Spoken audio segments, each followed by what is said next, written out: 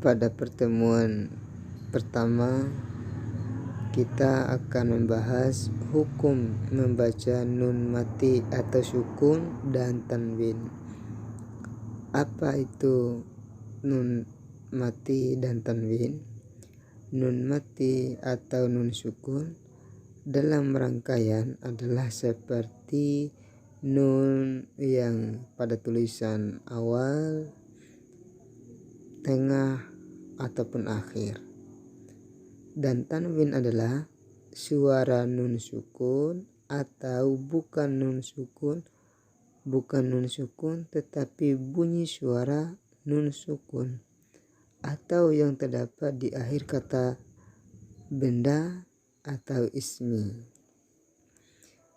Tanwin merupakan tanda harokat rangkap seperti fathahatain, kasrotain ataupun dhammatain. Dan ada 5 hukum cara membaca nun sukun atau tanwin. Pertama, idhar kholqi, idgham bigunna, idgham bila gunna, iklab dan ikhfa. Hukum yang pertama yakni izhar kholqi. Apa itu arti dari izhar dan kholqi? Izhar artinya menjelaskan dan kholqi dari kata kholq yang artinya tenggorokan.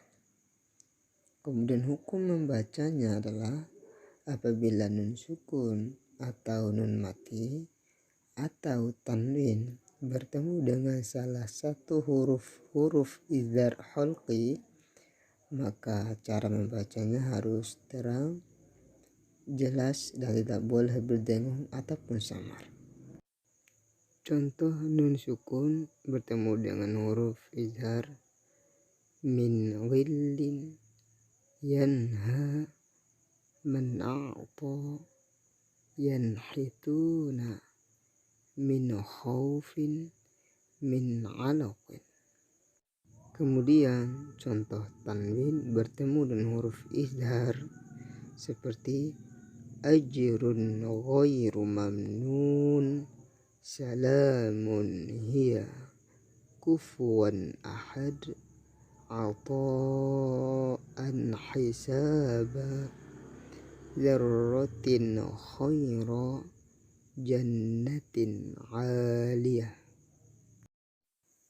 Kemudian hukum yang kedua yakni idgham bigunnah. Idgham artinya memasukkan, bigunnah artinya dengan dengung.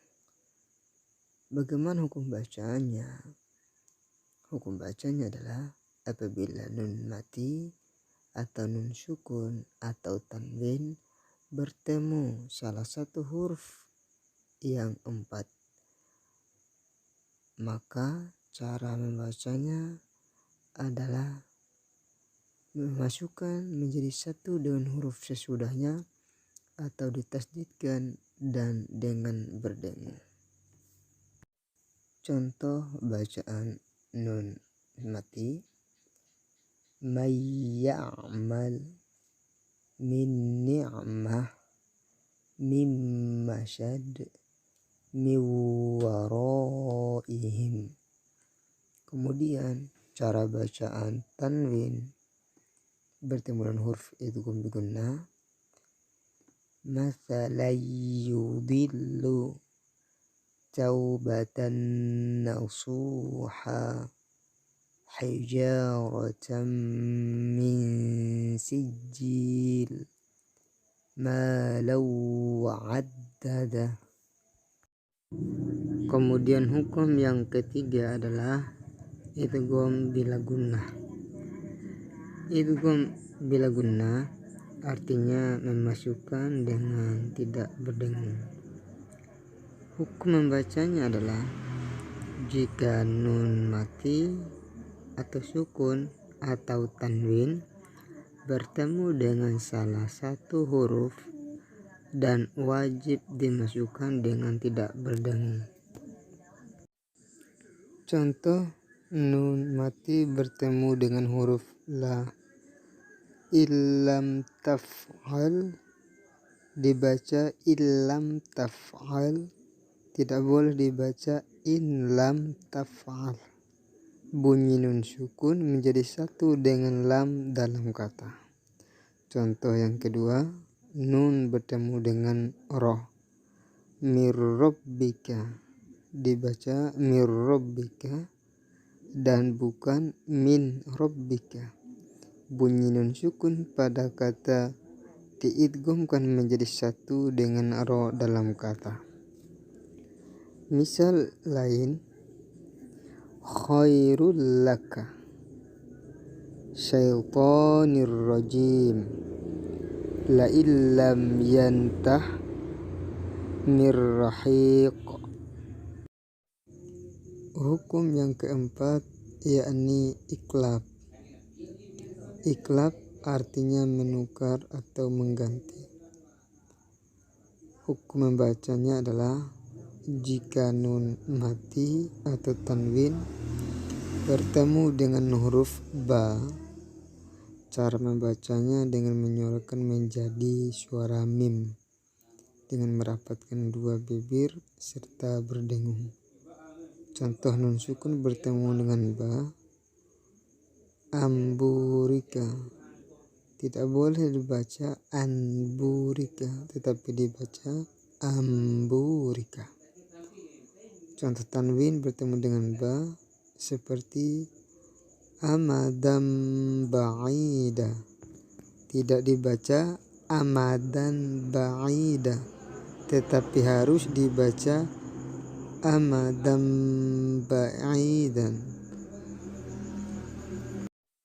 Contoh lain dari tanwin ataupun nun mati, lanas fa'am bin nasiyah hillum bihadal balad kiramim bararah layum badanna mim ba'di man bakhila. Dan hukum bacaan yang kelima adalah ikhfa. Apa itu ikhfa? Ikhfa artinya menyamarkan. Dan bagaimana hukum bacaan ikhfa? Hukum bacanya adalah jika nun mati atau tanwin bertemu salah satu huruf hijaiyah selain huruf-huruf halqi, huruf-huruf idgham bigunna dan idgham bila gunna serta iklab, yaitu huruf-hurufnya